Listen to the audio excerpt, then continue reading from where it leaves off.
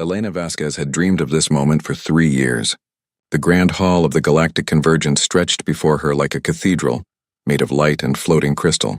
Hundreds of species moved through the space, their forms ranging from humanoid to incomprehensible. Some walked on legs, others floated, and a few existed as clouds of luminescent gas contained in elegant frameworks.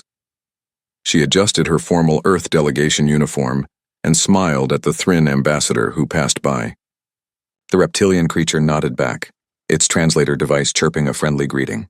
Earth was finally here, finally accepted into the vast community of intelligent species that spanned the galaxy. It had taken decades of proving themselves, of showing they were more than primitive warmongers. Now humanity had a seat at the table. Ambassador Vasquez, Dr. James Chen appeared at her elbow, his eyes wide with excitement. "Have you seen the Velkari yet?" "They're here, actually here." Elena followed his gaze across the massive hall.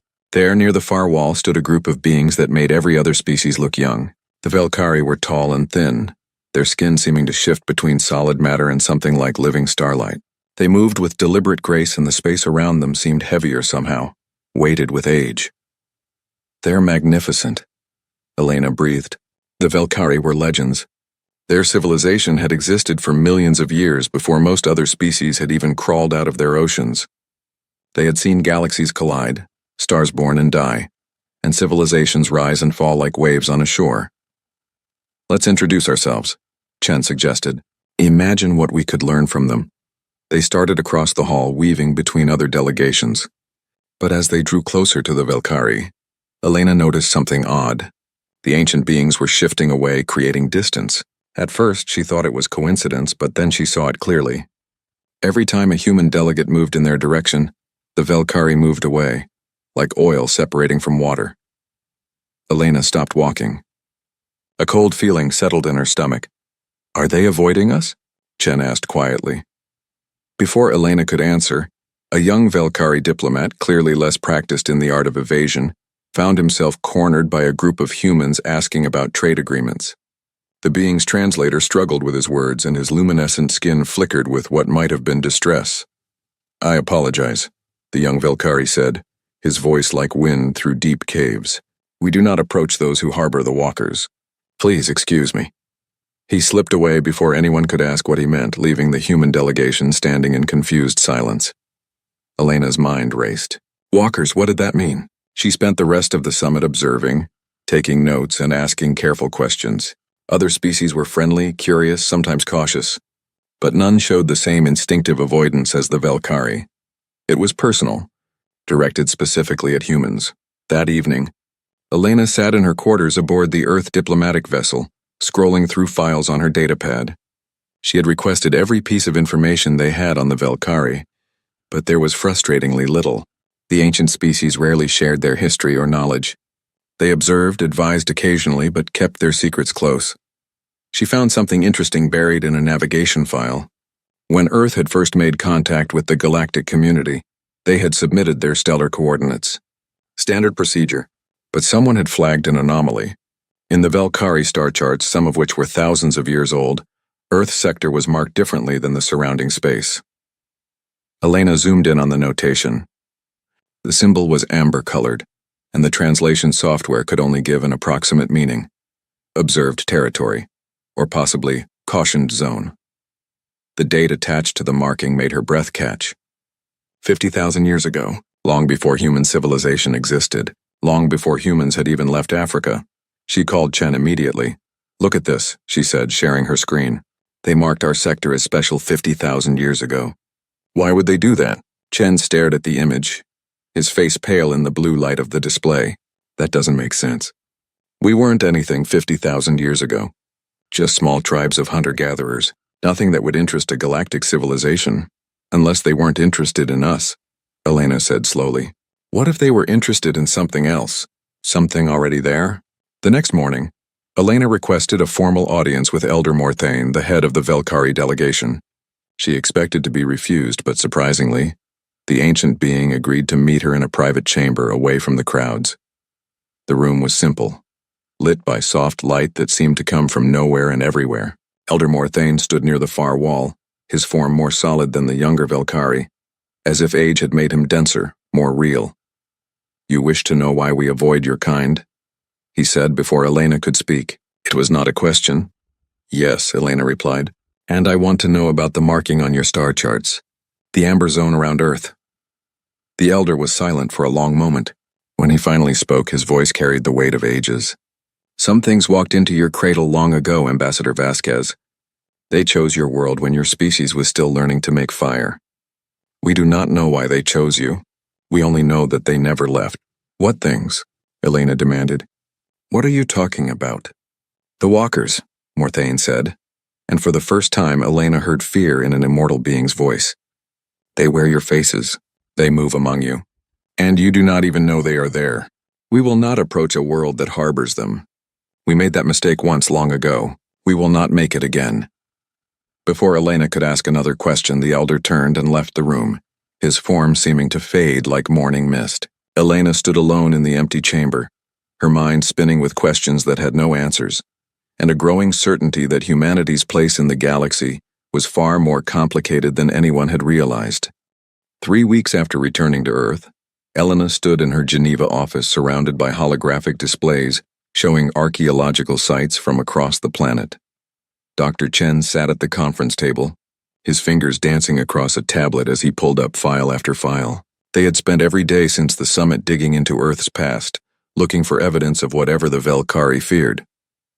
I still think this is insane, Chen said, but his tone lacked conviction. We're chasing shadows based on the superstitions of an alien species. They're not superstitious, Elena countered. The Velkari are scientists. They've existed for millions of years. If they're afraid of something, we need to know what it is. She had managed to trade for a small collection of Velkari historical records. The price had been steep, several pieces of human art and music, but the information was worth it. The records were fragments, pieces of a larger puzzle that the Velkari had deliberately kept incomplete. But even the fragments were disturbing. One record spoke of the Watchers in the Third Arm, referring to the spiral arm of the galaxy where Earth was located. Another mentioned those who wear borrowed faces and walk among the young races. A third, older than human civilization, simply stated, We do not return to the blue world. The witnesses remain. Witnesses, Elena muttered. Watchers. Walkers.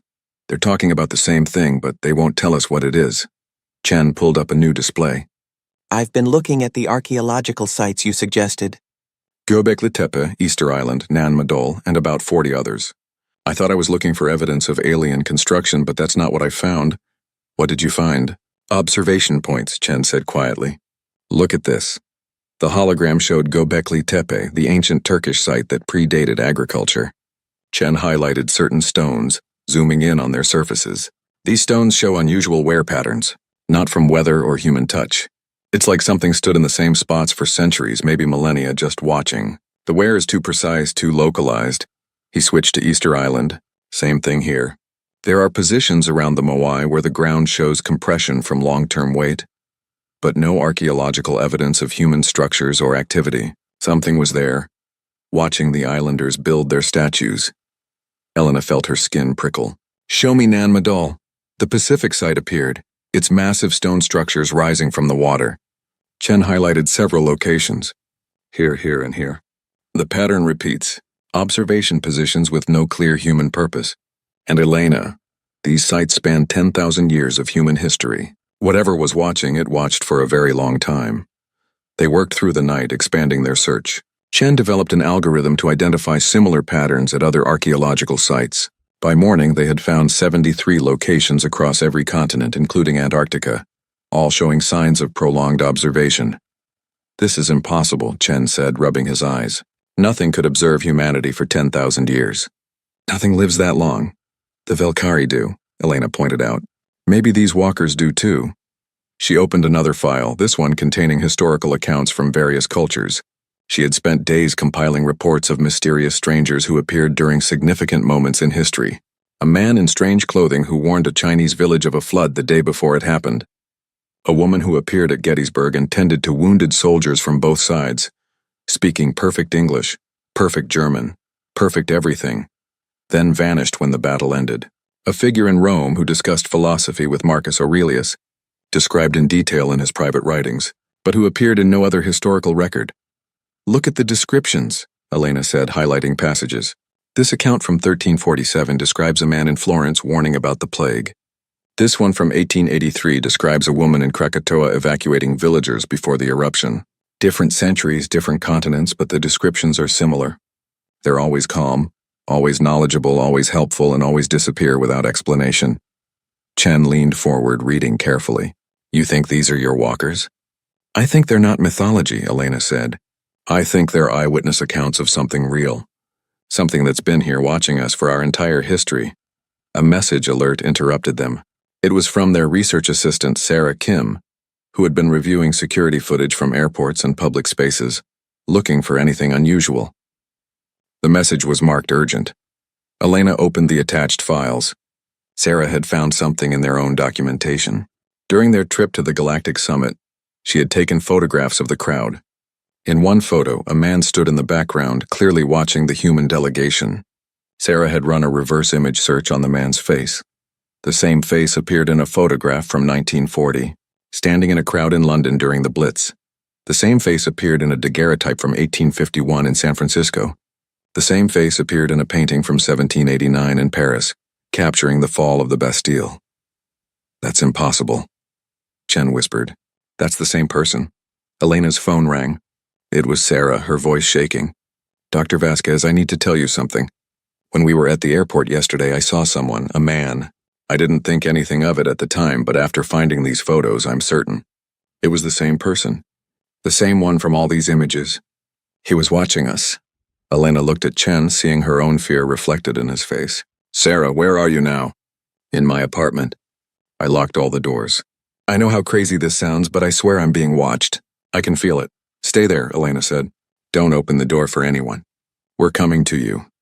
She ended the call and stood up, her legs unsteady. The evidence was mounting piece by impossible piece. Something had been on Earth for thousands of years. Something that looked human but was not. Something that watched humanity's every move, appearing at crucial moments, then fading back into the shadows. And now, after humanity had joined the galactic community and started asking questions, whatever it was had noticed them noticing. Chen was already packing his equipment. If these things are real, if they've really been here all along, why reveal themselves now? Why take the risk? Elena thought of the Velkari, of their ancient fear, of Elder Morthane's warning. Maybe they're not revealing themselves, she said slowly. Maybe we're finally advanced enough to see them. And maybe that's what the Velkari are afraid of. Not that the walkers exist, but that we're finally ready to know they exist. And then what happens? Chen asked. Elena had no answer. She only knew that they had opened a door that had been closed for 10,000 years. And whatever stood on the other side had been waiting patiently for humanity to finally turn the handle. The message arrived at 3 a.m, pulling Elena from restless sleep. It was a simple text on her secure government channel, coordinates in Antarctica, followed by a single sentence. If you want answers, come alone. Bring Dr. Chen. Tell no one else. Elena stared at the screen, her heart pounding. She should report this. Protocol demanded it. But something told her that whoever sent this message would disappear if she brought security forces or government officials. This was an invitation, not a threat, and it might be her only chance to learn the truth. She called Chen. He answered on the first ring, his voice alert. He had received the same message. This is a terrible idea, he said. I know, Elena replied. I'm going anyway. I know, Chen said. I'll meet you at the airfield in 2 hours. The flight to Antarctica took 14 hours. They traveled in a small research plane, using Elena's diplomatic credentials to avoid too many questions. The coordinates led them to a remote section of the continent, far from any established base or research station. The landscape was endless white, broken only by blue shadows and the occasional ridge of exposed rock. There's nothing here, Chen said, checking their instruments. No structures, no heat signatures, nothing. Elena checked the coordinates again. They were precise, marking a location about 2 kilometers ahead. Land as close as you can. The pilot set them down on a flat ice field. Elena and Chen bundled into thermal gear and stepped out into the killing cold. The wind cut through their clothing like knives, and the sun hung low on the horizon, casting everything in pale gold light. They walked for 20 minutes, following the coordinates on their portable GPS. Just when Elena began to think they had been sent on a false trail, Chen pointed ahead. There, he said. A dark shape emerged from the ice, angular and deliberate. It was not ancient, covered in millennia of snow. It was exposed, as if it had recently risen from beneath the surface or had simply chosen to become visible. The structure was made of a material that looked like dark metal but seemed to absorb light rather than reflect it. "That's not human," Chen whispered. "And it's not Velkari either. I've seen their architecture. This is something else." They approached slowly, cautiously. The entrance was a simple opening, no door, no lock. Elena felt certain that this place had been waiting for them specifically, that it would not have appeared for anyone else. Inside, the temperature was comfortable, almost warm. The walls glowed with soft white light. The architecture was minimal, functional, designed for purpose rather than beauty. They walked down a corridor that seemed to extend far deeper than should have been possible, given the structure's external size. At the end of the corridor, a room opened up. It was circular, with walls that displayed images, millions of them flickering past too quickly to see clearly. But Elena caught glimpses. Humans building cities, fighting wars, creating art, loving, dying, living. The entire history of humanity played across those walls in an endless stream. In the center of the room stood a man. He looked perfectly ordinary. Average height, average build, dark hair, brown eyes, wearing casual clothes that would not look out of place in any city on Earth. He could have been anyone, a teacher, a businessman, a neighbor. But his eyes held something that was not human. They were too deep, too knowing, as if they had seen stars being born. "Ambassador Vasquez, Dr. Chen," the man said. His voice was pleasant, unaccented, perfectly neutral. "Thank you for coming. You may call me David, though that is not my true name. I do not have a true name in any language you would understand." Elena found her voice, though it shook. "What are you?" "We are the witnesses," David said simply. "We have walked among humanity since you first learned to dream. We have watched you build and destroy love and hate, reach for the stars and crawl in the mud. We have been there for all of it." "Why?" Chen demanded. "Why watch us? Why hide?" David gestured, and the images on the wall slowed, focusing. Elena saw Göbekli Tepe being built, saw Easter Island statues rising, saw countless moments of human achievement. In each image, barely visible in the background, stood figures, watching, always watching. "We are old," David said. "Older than the Velkari, older than most stars in this galaxy. We are not biological beings in the way you understand. We are consciousness, energy, thought given form. We can inhabit biological vessels when we choose, move between them, exist in ways your science cannot yet measure." He walked closer, and Elena resisted the urge to step back. "Millions of years ago, we spread across the galaxy, studying the civilizations that arose. We learned their languages, observed their cultures, tried to understand the nature of intelligent life. Most species we found were predictable. They followed patterns, logic, efficiency. They grew, they expanded, they optimized, and then they stagnated." David's expression changed, showing something that might have been wonder. "Then we found humanity. You were nothing. Primitives barely different from the animals around you, but you had something we had never encountered before. You could imagine things that did not exist and then will them into being. You saw the world not as it was, but as it could be. You were irrational, unpredictable, gloriously chaotic." "You're talking about creativity," Elena said. "We are talking about hope," David corrected. "The ability to believe in something better despite all evidence to the contrary. Other species have intelligence, Ambassador. Many have intelligence far greater than yours. But only humans have this specific quality, this defiance of reality itself. It fascinated us. So we stayed." Chen's face was pale. "The Velkari, you watched them too?" David nodded slowly. "Yes. And we made the mistake of revealing ourselves to them long ago. They were not ready. The knowledge that they were being observed, that beings older and more powerful than themselves were studying them, it broke something in their civilization. They became paranoid, afraid, convinced that nothing they did was truly their own. It took them thousands of years to recover. We learned from that mistake." "So you've been hiding among us, manipulating us," Elena said, anger rising in her voice. "No," David said firmly. "We observe. Occasionally, rarely, we inspire. We sit with a dying soldier and give him comfort. We warn a village of a coming disaster. We whisper an idea to an artist or a scientist who is close to a breakthrough. But we do not control. We do not manipulate.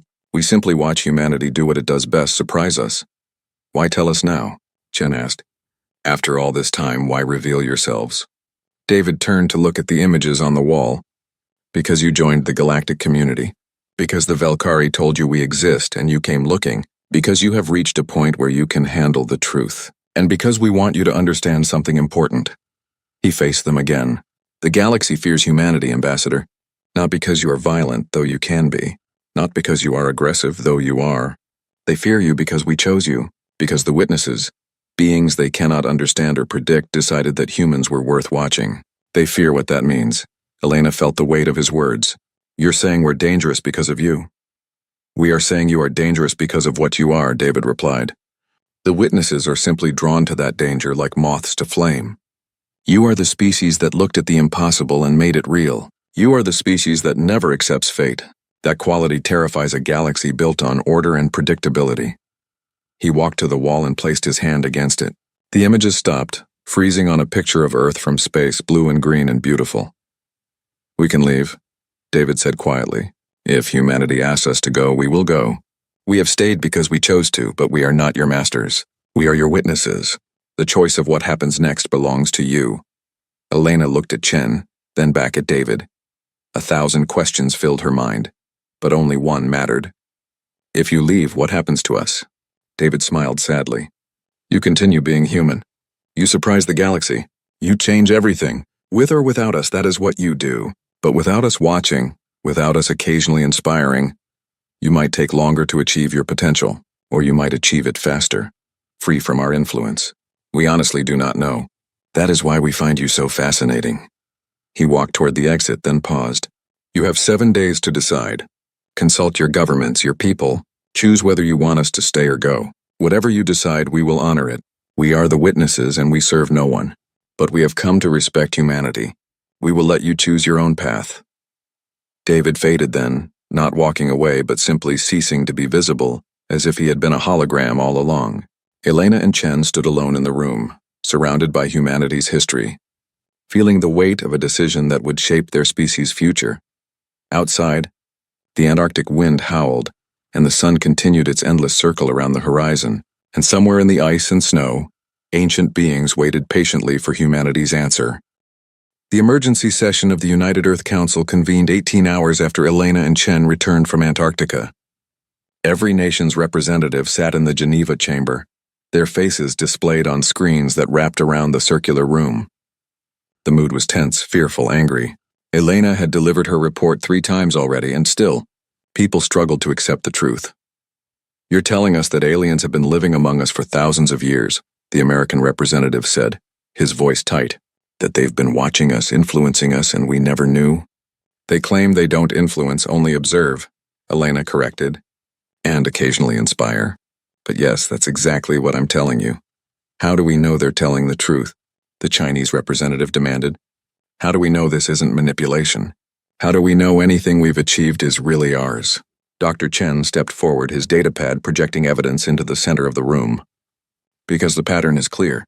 The witnesses appear at crucial moments, but they don't change outcomes. They don't prevent wars or disasters. They don't force innovations. They simply watch, and sometimes they nudge. A word of encouragement here, a warning there. The choices were always ours. The debate raged for hours. Some representatives wanted to expel the witnesses immediately, to prove humanity's independence.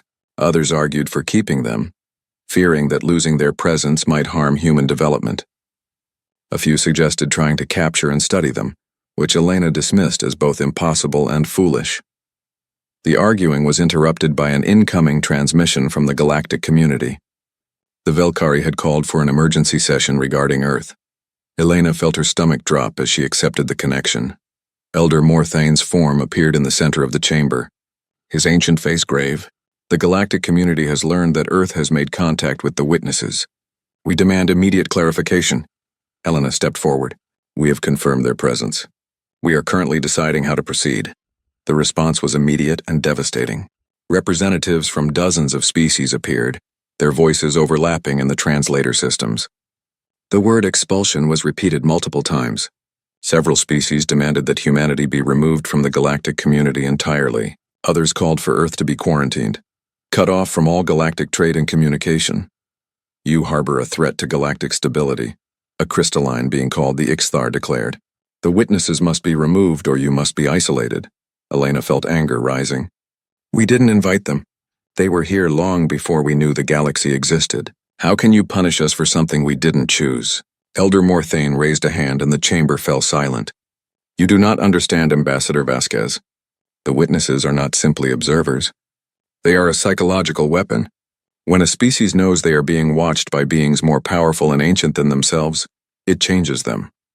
It creates doubt, paranoia, dependence. It destroys the natural development of civilizations. Then why did it not destroy us? Chen challenged. Humanity didn't know they existed. We developed naturally, made our own choices, built our own civilization. We're not broken. Not yet, Morthane said quietly. But now you know. Now you will always wonder, were my thoughts my own? Was my inspiration real or implanted? Was my achievement earned or given?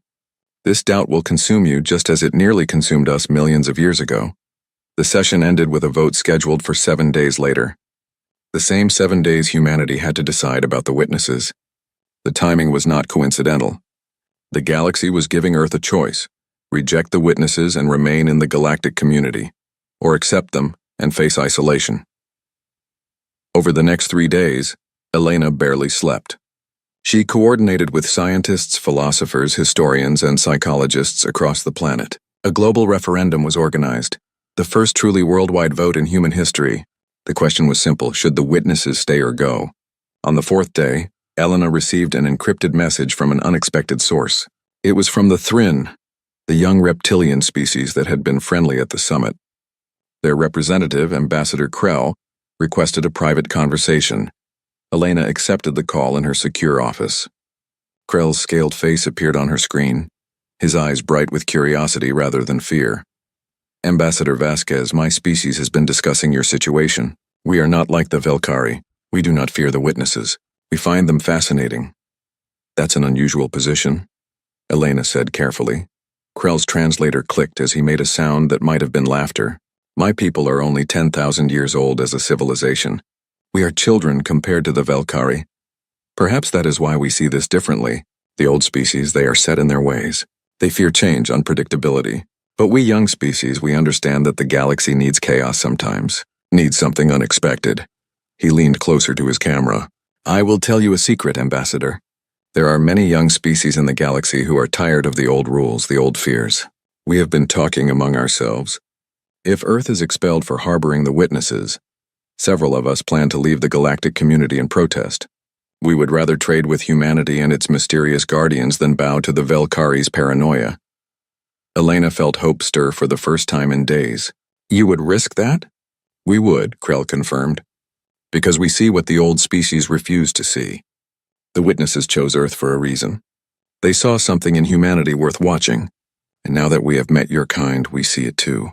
You are different, unpredictable, dangerous in the best possible way. The galaxy needs that. After Krell signed off, Elena stared at her screen, thinking. The divide in the galaxy was not just about the witnesses. It was about philosophy, about whether the universe should be ordered and predictable or chaotic and free. Humanity had somehow become the symbol of that divide. On the 6th day, David appeared in Elena's office. He did not knock or announce himself. He was simply there, sitting in the chair across from her desk as if he had always been there. The vote is tomorrow, he said. Have you decided what you will recommend? Elena had been composing her speech for hours, but seeing David, she felt all her prepared words crumble.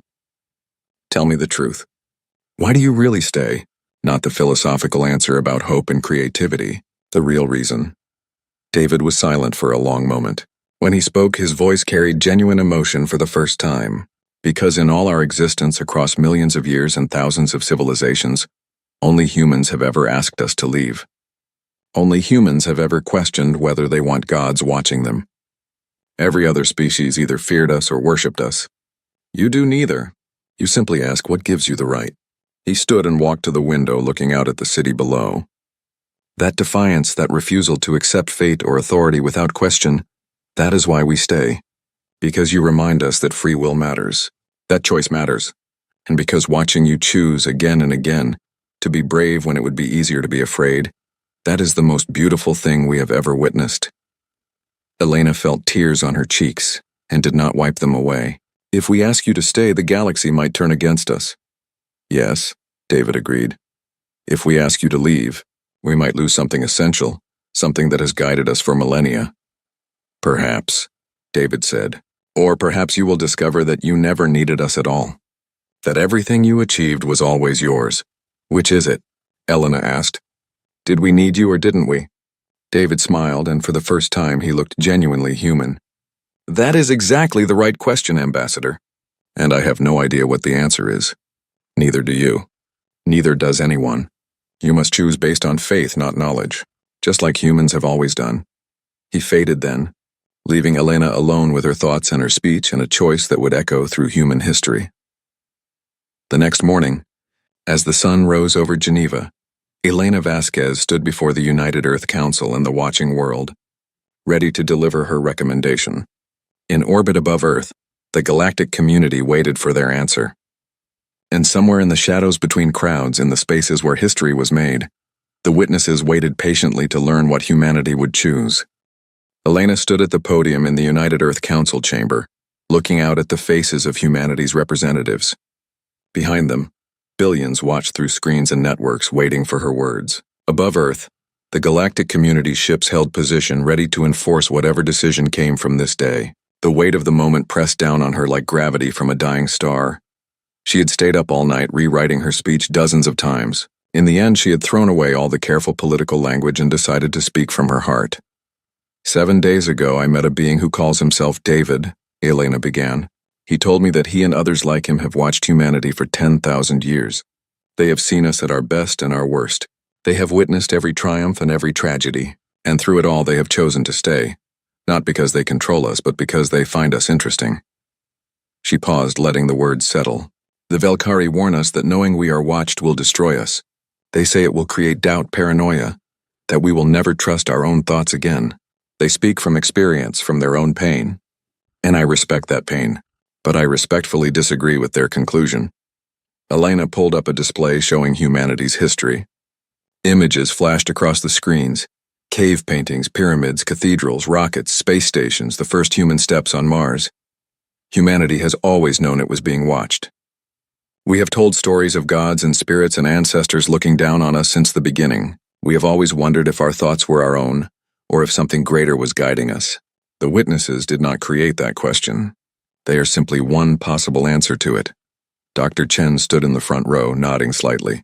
Elena continued, her voice growing stronger. The real question before us is not whether the witnesses should stay. It is what kind of species we choose to be. Do we send them away to prove we are independent? Or do we accept their presence and prove that we are strong enough to know we are watched and still choose our own path? The chamber was silent. Elena took a breath and delivered the core of her argument. I recommend that we invite the witnesses to stay, but not on their terms, on ours. Murmurs rippled through the crowd. Elena raised her hand for silence. We tell them no more hiding, no more appearing and disappearing like ghosts, no more subtle inspiration and mysterious nudges. If they want to stay, they live among us openly. They accept human laws, human customs, human rules. They become part of our civilization, not shadows haunting it. She pulled up the referendum results that had been finalized an hour before.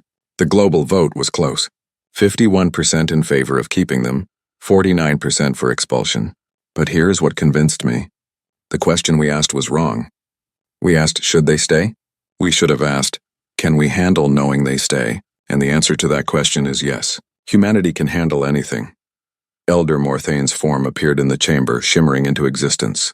His ancient face was troubled. Ambassador Vasquez, you do not understand what you are choosing. The doubt will consume you. Elena met his gaze steadily. With respect, Elder, you are projecting your trauma onto us. Your species was not ready to know you were watched. We are. We have always questioned ourselves. Always doubted, always wondered if we were good enough, smart enough, worthy enough. The witnesses change nothing about that. They are just one more thing to question. One more uncertainty to embrace. A new voice entered the conversation. It was David, appearing beside Elder Morthane. His presence caused a stir in the chamber, but he waited patiently for silence. The ambassador has proposed terms, David said. The witnesses accept them. We will no longer hide. We will register ourselves with human authorities. We will live openly among you, subject to your laws. We will not interfere, but we will no longer pretend to be what we are not. How many of you are there? Chen asked from the audience. David's expression became thoughtful. On Earth? Perhaps 300. Across the galaxy? Thousands. We are not numerous, but we are patient. The Velkari representative made a sound of distress. This is madness. You cannot coexist with beings so far beyond your understanding. Elena felt anger flare. We coexist with the universe itself, which is beyond our understanding. We coexist with quantum mechanics and black holes and the vast emptiness between stars. We coexist with love and death and consciousness itself, none of which we fully understand.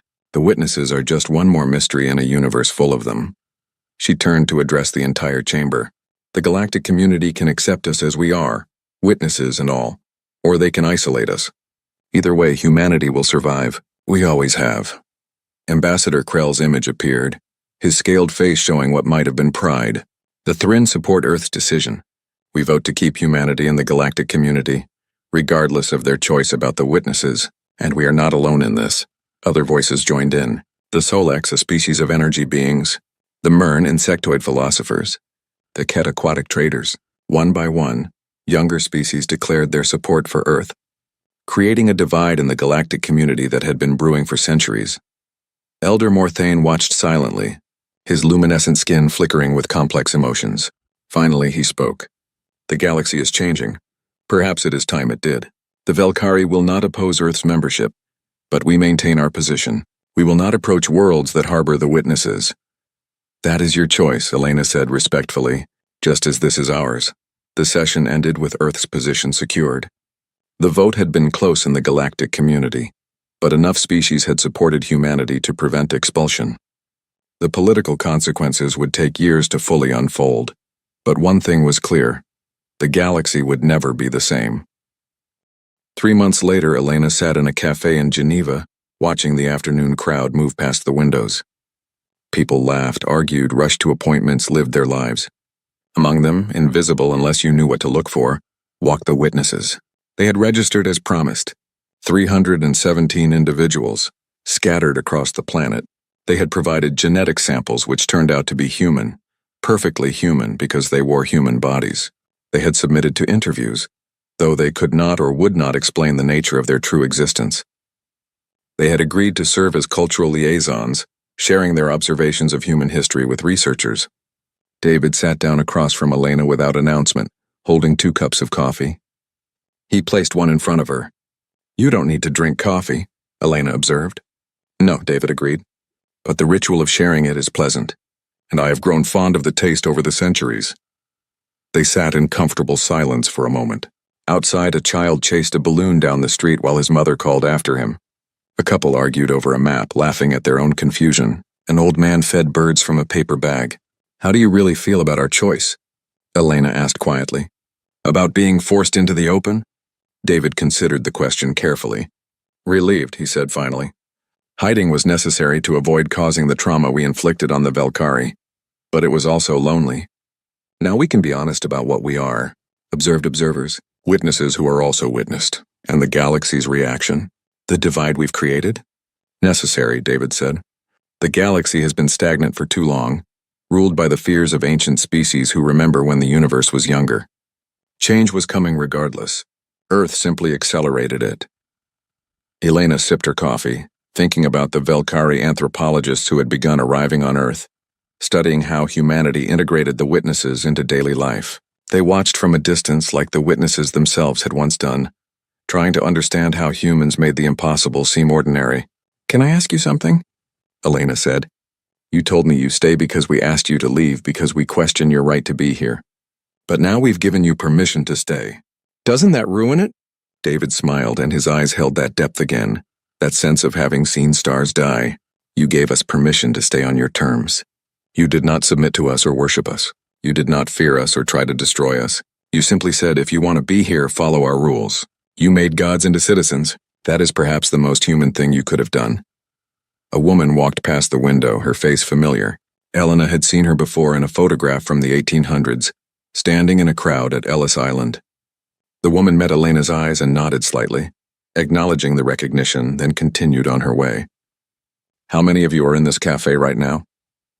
Elena asked. "Does it matter?" David replied.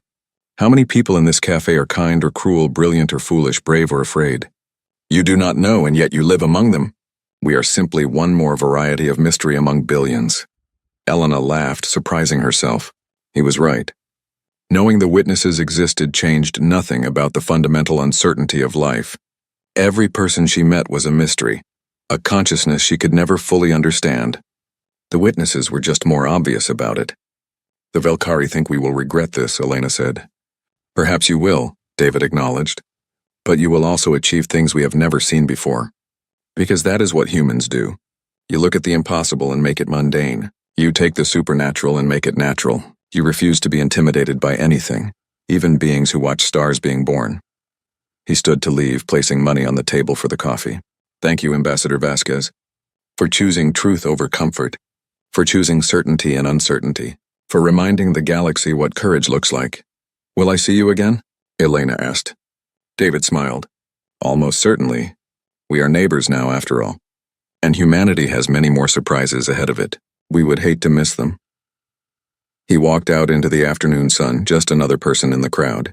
Elena watched him go, then turned her attention back to the street. The child had caught his balloon. The couple had found their destination. The old man's birds had eaten all the bread. Life continued exactly as it always had. The only difference was that now humanity knew it was not alone. Not in the galaxy and not on Earth. They were watched by ancient beings who found them fascinating.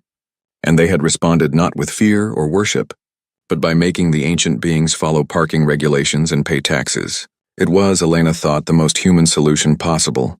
Somewhere above Earth, the galactic community debated its future. In boardrooms and government chambers, humans discussed the implications of their choice. In laboratories and universities, researchers studied what little the witnesses would reveal about themselves.